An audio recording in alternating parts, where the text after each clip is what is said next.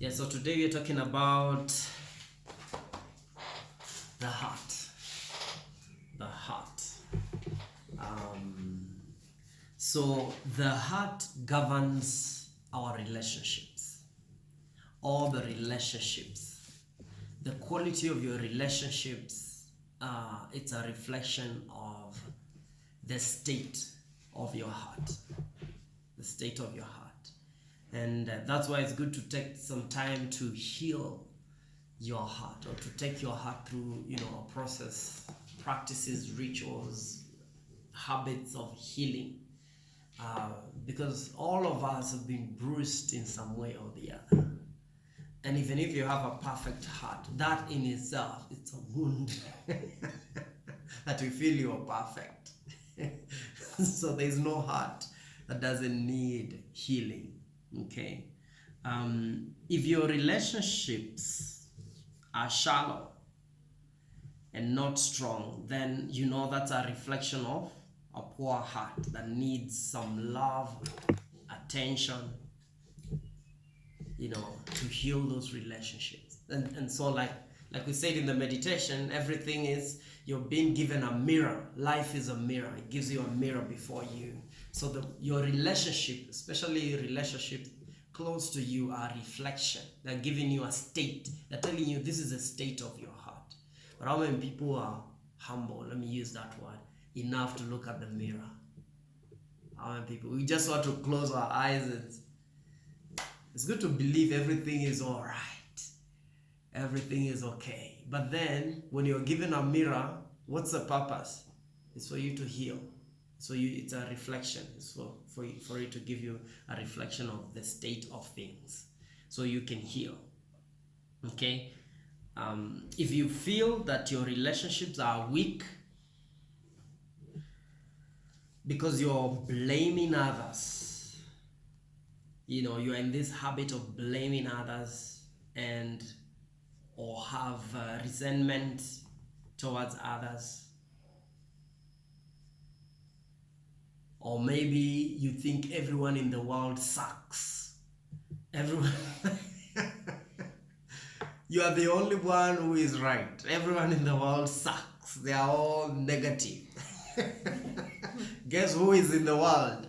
You feel that world. Yeah, so if that's your situation, have you met people who tell you, oh, everyone, this world is so wicked? No, that is someone preaching a gospel according to themselves. They're the ones who need to heal. And it's some of the coaching sessions is to point people to their truth. And the truth is, that is the person who needs to heal. If you're in the wrong relationship, you are the one who needs to heal. And when you heal, then you make the right decisions. And so if you are in a state of blaming others, then there's work to be done around this area. This place needs healing. It's calling attention to heal your heart.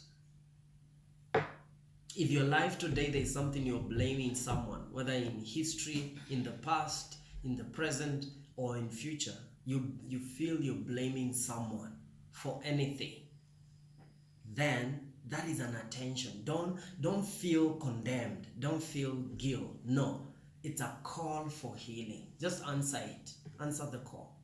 Just answer the call and feel your heart and say, I'm sorry, because I take 100% responsibility for my healing. I will not delegate that to my grandmother or to someone. I am sorry. Please forgive me. You ask for forgiveness. Thank you. I love you. That's how we heal, through that prayer. A wine prayer, 4 phrases that can actually bring about healing. So this is what I've said in the notes. You can write this down. People carry, or we carry, don't say people, we carry stress, the pain in our hearts. We carry stress, we carry pain in our hearts.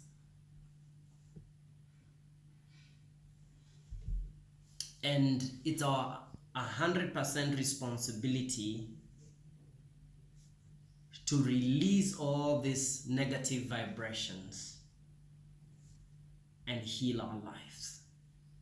It's 100%, it's our responsibility. Why do you think God says every religion points to the heart as the place where God sits? Why do you think that's the case? And not your feet? It's because this is the centerpiece. This is the place where everything else will be colored from the condition of your heart. What do we say in Africa, in Kenya? If someone is a bad person, say rombaya. I rombaya. And that you've not seen the person's heart, you've seen their behavior. But why do you relate to their heart? Roho mbaya, roho chafu. A person only denied you food. What does food have to do with roho? You know? It's because that identities are formed from our heart. Yeah, you can write that down. Our identities are formed from our hearts. Okay. What are some of the emotions? Write this down. Answer this question. What are some of the emotions in your heart? What are some of the common emotions in your heart that you experience in a week? What are some of the common emotions that you experience every week? It could be, do you experience more sadness or more gratitude, happiness, frustration? And by the way, it's not about conditions. It's not about the conditions of government, conditions of economy, conditions of the year, the month of the year, January. It's not about that. There are people who go through the same conditions, have the same money as you do, have the same relationship, but they go through it differently. Why? Condition of your heart. The heart is the engine. The heart is the engine. And so I want you to answer. Take some time, a minute, write down what emotions do you experience, the most common emotions. Be honest with yourself. No one will look at your book, unless you're too close to me, of course. I'll get to see. But write, what are some of the emotions you experience? Is it frustration? Just write them. Write both. Don't say negative or positive. Just write all of them. What are some of the emotions you experience in a normal week? Think of work. Think of the people in your life. Think of the way you wake up. Is it frustrated, energized, love? Is that what do you experience?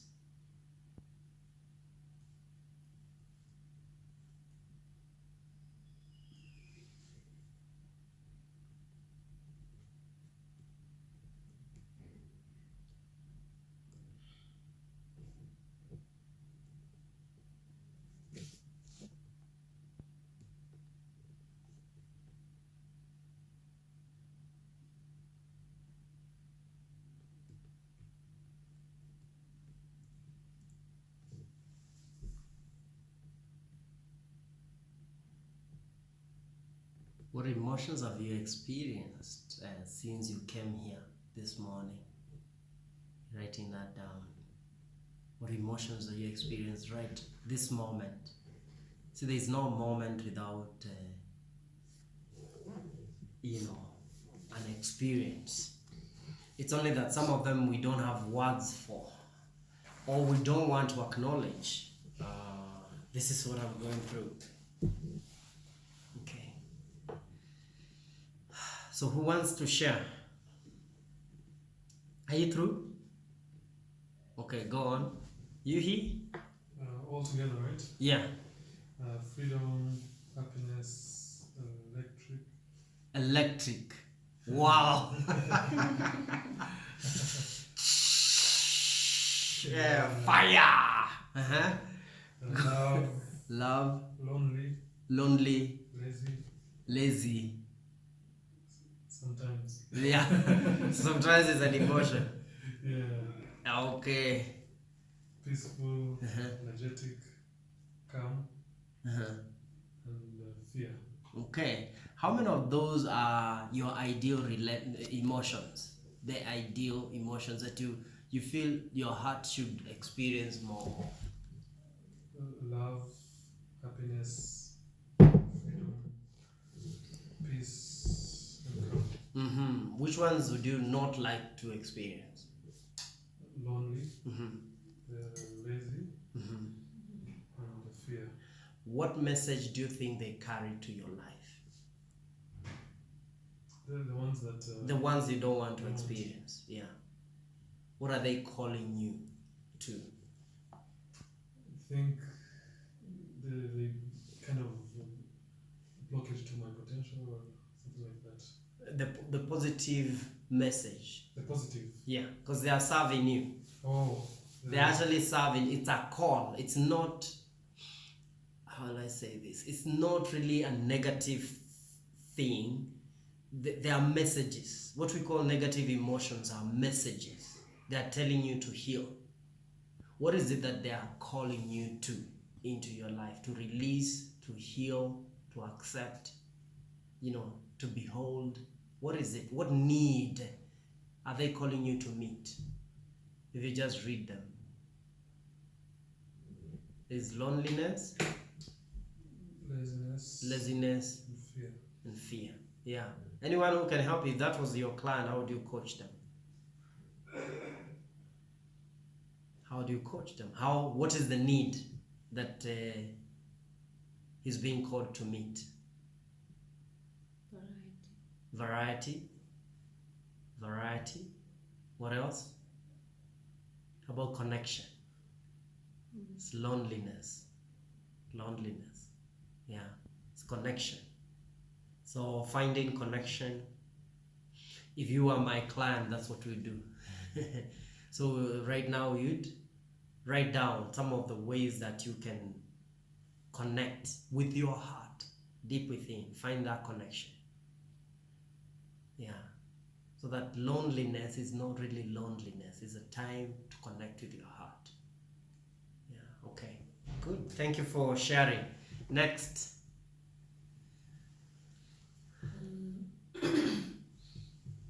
Love. Mm-hmm. Today I felt energized. Very upbeat this morning. Then there's happiness. Yeah. Frustration. Loneliness. Yeah. etc. Yeah. Especially etc. Yeah. That's a strong one. etc is a strong one. Okay. So if you have a client like that, they are experiencing those emotions. Because if you want to go into it, this is a very good exercise, to start when you're coaching your clients. So just get to know what are your common emotions that you experience. Then you're going to the core. You're going past the many stories. Because this is what I feel. They're telling you what they feel. They're not telling you the stories they get out of the feeling. Now from there, you can decide with the client, what needs are they meeting? Again, there is connection there. So connection is a key need for you this season of your life. There is more connecting, and connection starts with self. Connecting with you. Connecting with the power of your heart, the inner power, the God within. Connecting with that. That's very important. That will meet your need. For connection. What you're calling loneliness is a message. The universe is putting a mirror there telling you, connect. It's whispering, connect. Then the voice keeps on going louder and louder and louder, connect. See, that's the process that people go through. Even who get into depression and even get suicidal. It's a voice. Connect. At that time, even with the pills in your hands, the universe is telling you, connect. It doesn't matter where you are. Let me tell you, this is a key universal need, the need for connection, which has costed people life, which has costed businesses, has costed what? Relationships. And And remember, the universe is not judging us. The universe is what? Does not take position. It's just serving you. It's a mirror. It's telling you connect. Connect. And the more you don't deal with it, because the work is your responsibility. So what do? We give this responsibility to someone else. We go to church and give it to the pastor. Heal me. We take it to our coach. Heal me. It's not about the coach. That's why coaching is not about the coach. We are not the healer. We facilitate your healing. You're the one doing the work. The universe is saying connect, connect, connect. It's a message, it's a mirror for all of us, really. For all of us. And for me, I hear the message. I take steps towards connection. Sometimes backslide, go back. You're not consistent. Like when you hear connect and you write down, okay, what do I need to do? Take action, massive action. You say, okay, every day I'll meditate for 10 minutes. Then you do that for 10 weeks. And so for both of you, what you can do maybe is, there's a strategy I learned from a guy called D.L.C. It's called 5 times 55. So you can do something 5 times a day for 55 days. Just for 1 minute, find a way to connect with yourself. Find a way to connect with your heart, to appreciate your heart, to be kind to your heart. 5 times every day. So just stop for 1 minute, 5 times every day. You can set an alarm. The alarm is called connect. Connect with my heart. And just, even if it's just feeling centered and then focus on your heart, that's enough. But do it 5 times for 55 days. And you see the results. Okay. Coach. Okay, I felt anger, frustration, love, gratitude, tiredness, energized. I think I felt the opposite of everything I felt. both sides. Yeah. Peace, calmness, chaos, so, and I've written feelings that are sometimes beyond words. Beyond words. Yeah. Wow. Yeah, that's beyond words. What can we say? The main ones. Yeah, so okay. So you're looking at the balance of both positive and what we call negative.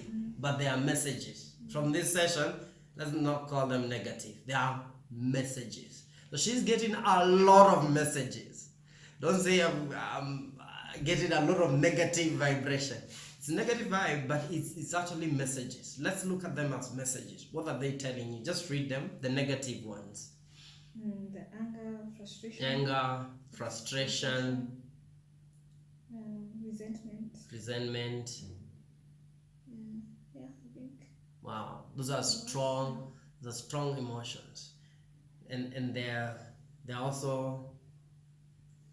I kind of don't see them as negative. I just feel like every emotion that I feel, if I allow myself to be in it, dig deeper, it leads me to something. And that's what we're talking about. Yeah. Sour, come. Yeah. All of you come out. Yeah. Let's feel you and see what's because it's like moving through a wave and then it takes you somewhere. So I'm okay with this emotion. Yeah, exactly. So what you do, the next step is write down the message for each. So instead of just feeling them, because remember, I want you to be empathetic to your heart. See, like what the coach has said, you can't just feel them. It's not fair to your heart. That when you because we are told just allow it, just go through it. It's not good advice. When you allow it, get the message, because that's a break. Because it will not let you go until you get it. Because it's not about the emotion, it's about the message. So your heart is actually experiencing all this weight and all this pressure and all this, and it's as long as you get the message, the weight will go away and your heart will be free. The goal is your heart's freedom, your heart's happiness. Your heart with a smiley face. If we had an emoji on your heart, what would it be like right now? You know, because of what you take it through, what would it be right now? Because so that's a step, experience it. But for what purpose? For the lesson. What's the lesson? What are you telling me? What are you telling me? Yeah, what are you telling me to take action on? What are you telling me to do, to feel, to accept? When you see an emotion is persistent, it's every week, and it's overwhelming your heart, then there's a deep message, there's a deeper message that you need to ask yourself, what's the message? So you sit down with yourself and ask, what are you telling me? And some of those are, there's no fear. There's no fear there. No, there's no fear. There's frustration. Yeah. Frustration is when what's the message of frustration? You're trying to break through. So the message of frustration could be, it doesn't work that way. It could be, you're being told there's another way. Because when you're frustrated, when you're knocking a door and it's not happening, it's not opening, what is happening? You get frustrated, isn't it? What's the message? The message is, it doesn't work that way. There's another way. Find another way. There's another way. Or let it go. Let it go. And let it go means there's another door open. And so you're asking, Lord, which is the open door? Because if you're frustrated and you're hitting it, you're hurting your heart. And what I'm asking all of you, coaches, be empathetic to your heart. Because your heart is everything. If you don't have your heart, or your heart is overwhelmed or weak or broken, what we call broken, wounded. Or let's say wounded. Yeah. Then you cannot do this life work that we are doing effectively, from a place of freedom. Yeah. I go through frustrations, and when I do that, I sit down and ask. I see it like you. It's a positive. It carries a message. So I ask a question: what is the positive message that you carry? Close my eyes, connect with my heart, and ask, what's the positive message that this is carrying? What to do? Help me do here. And then whatever answer, I don't overthink it. Because when you get confused between the heart and the head, then you're going to think things that you're supposed to think with your heart. Because there's a difference. Intelligence of the heart is different from intelligence of the head. The heart has been proven to be, more intelligent than the head. And as a coach, you want to coach more from your heart and less from your head. Because in your heart, that's where healing will be found. That's where, fear will be completely gone. Yeah. Okay. Great. Coach, you want to share? Yeah. Okay, go on. Expectation, excitement, contentment, introspection, lethargy, love, happiness, loneliness, disconnection, fear, frustration, freedom. Wow. So what's the message? What do you feel the ones we call negative emotions, what is it calling? What is your heart calling out for? So the way I see what we say negative emotions, yeah. The first basic signal I get from them is that I am in resistance to something. Yeah. So yeah. The question would be, what am I resisting yeah. in this moment yeah. that is causing me to get this experience in the way I'm experiencing it? Fantastic. So I get different insights yeah. depending on what that moment is. But I think for me, it brings me to the awareness that in this moment, I'm having the experience I'm having because I'm in resistance yeah. to life, to yeah. what's happening. So it could be, and most of the time it's because I'm taking on a mental construct that tells me that this is supposed to be like this, and it's not like that. So when I tell myself I'm in resistance, I come back to that moment and I catch that thought wow, this is what I'm thinking about this, and so this is what I need to let go, this perspective. If I want to feel better, this is the perspective that I would have. Yeah. So Fantastic. I shift my mind because again I noticed that whenever I am in resistance, there are still other options. It's just that I'm not taking them. Yeah. And there are doors open. Yeah, there are doors. There's always a door open. Yeah. It's only that we can't see them at that point. Yeah, because once you choose a door, the other doors are blind to you. Yeah. But once you move into the corridor and you're like, okay, now this door is not serving me, then you see other doors. And then you think, which of these doors would give me an experience that would be favorable to me right now? And I have found that in all the cases, 100% of the cases, it's not even about taking an action, it's taking a position, taking a perspective. Awesome. Like how I am seeing what is going on is what I need to shift first. Yeah. It's a shift of consciousness, because you're talking about your heart is feeling the way it's feeling because of a focus to a certain consciousness. Consciousness is like stepping into a new world, and when you do that, change happens. And that's why we say, coaching helps you to shift your client's consciousness.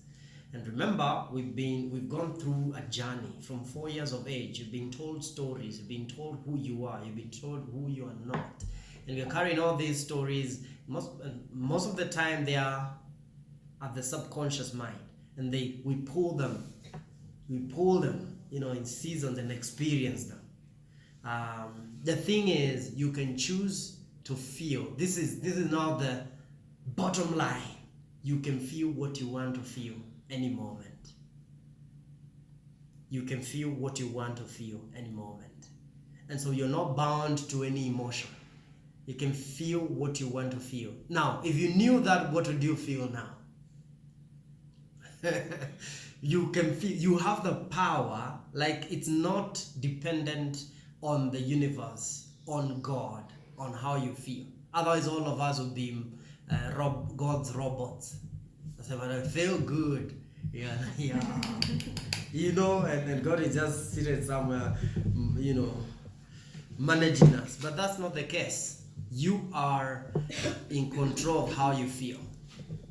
How do you feel? How do you want to feel? On a consistent basis. And then I wanted to create a vision out of that. A vision of how you'd like to feel on a consistent basis. And when you're writing, a vision could be just one statement. It could be one sentence. I wanted to write it in a present tense, like it's happening right now. So visualization is a powerful technique you can use with your clients and with yourself to make these experiences real. Visualization means you see yourself as you'd want yourself to be. And so what do you see? What's the ideal vision for your emotions? What would you like to feel? So I want you to start with I am so happy and grateful. Now that I feel what? I am so happy and grateful. Now that I feel happy, joyful, excited, kind, passionate, and driven on a consistent basis, continuously. You can correct the English there. I am so happy and grateful now that I feel. Now that statement is intentionally stated so that it brings it to the present moment. And this is an exercise you can do with your clients. I am so happy and grateful now that I feel. Then you put the emotions that you see as your ideal emotions that you like to experience. I feel this, and this. On a consistent basis, continuously, or consistently.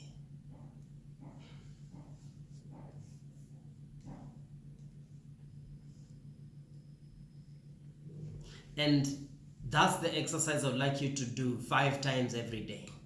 You write the ideal, just write it down. You get a page and just write that statement. It's just one sentence. I am so happy and grateful now that I feel the power of focus. Because you focus on a certain story, you're going to feel. Focus, Tony Robbins says, focus equals feelings. What you focus on, you will feel. That's why 2 people can go through the same hell, and one gives a testimony of heaven experience through hell. And the other one? Yeah, exactly. In fact, another one can go through heaven and give an experience of hell. Do you know that? Have you seen people being blessed by life? They have everything you desire. I mean, they were born in wealth, everything. By 10, they could drive and own anything. But they are in and out of rehab. Why? They have everything anyone would desire. But their life is hell. It's a matter of focus. It's not about what surrounds you. It's about what is in your heart. Okay, let's take some few notes before we go, please. We will take some 10 minutes, extra 10 minutes, please. Kindly allow us to do that. If your heart is blocked, you're going to have feelings of isolation.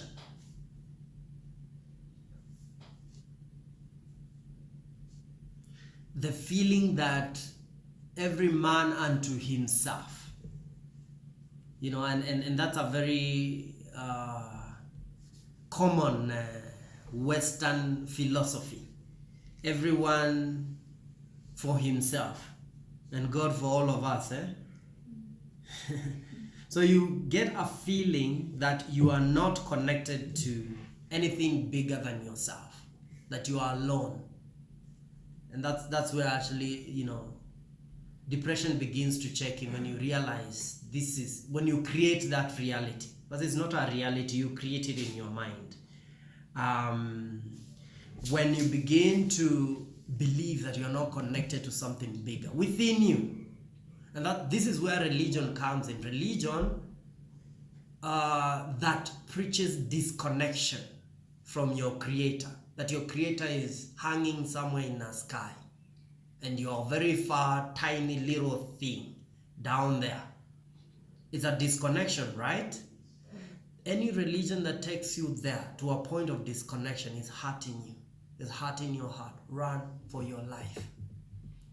You want religion, or if you will need any religion, you want one that preaches connection. You are one with God. You are one. I am one with God. I make that affirmation like every other day. I am one with God and God is everything. I feel so good. I am one with God and God is everything. So when your heart is, blocked, then there is a lot of disconnection. And you feel like you're alone somewhere in a huge planet, and God is so far away from you, or your creator has left you, your parents have left you, people are leaving you. Now everything is leaving you. And you begin to visualize things just leaving you. You may feel, it's said that people with blocked hearts may have cold hands most of the time. I don't know how that is connected. Your hands may actually be cold most of the time. It's actually a reflection of a blocked. It's a symptom. I heard the hands are extensions of the heart chakra, so maybe that's why. The hands, they're extension of your heart chakra or your heart energy. And so when always you want to warm your heart because they are cold, it's a message you're being told your heart is blocked. Your heart is blocked. Open. The universe is knocking. Open your heart. Open, or we break in. No, it doesn't work that way. The universe is very subtle. God is very gentle and will let you make your own decision and destiny. Another sign is depression, that your heart is closed. Depression. Feeling of depression. It's a sign of a blocked heart energy. When most of the time you're experiencing depression, it's a sign of a closed heart, because your heart is the source of what? Your happiness. So we close. Depression, again, like Tony says, it's a story. It's a story that you can change anytime. But also, it's a closed heart. You close your heart to happiness and all this. Have you ever dealt with a depressed client? The story, they tell you the story. They could actually, like I've just said, have everything, but they tell you they have nothing. They don't see anyone. Everyone hates me. And I tell them, name them. 1, 2 people hate me. Okay, do you know there are 7 billion people in the world? How do you make that statement? Everyone hates me. And at that point, they are true. Even their body is actually reflecting what they are saying. Are they right? Yes, according to their story, everyone hates me.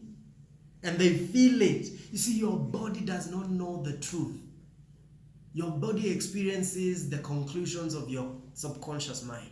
So if you feel everyone hates you, your body will experience that. That's why if I tell you there's a snake under the table, your body will experience the real. If there was a snake, you will jump and feel like there's a snake. Why? Is there a snake? No. Remember when we were growing up, the monster under your bed? We were told there's a monster.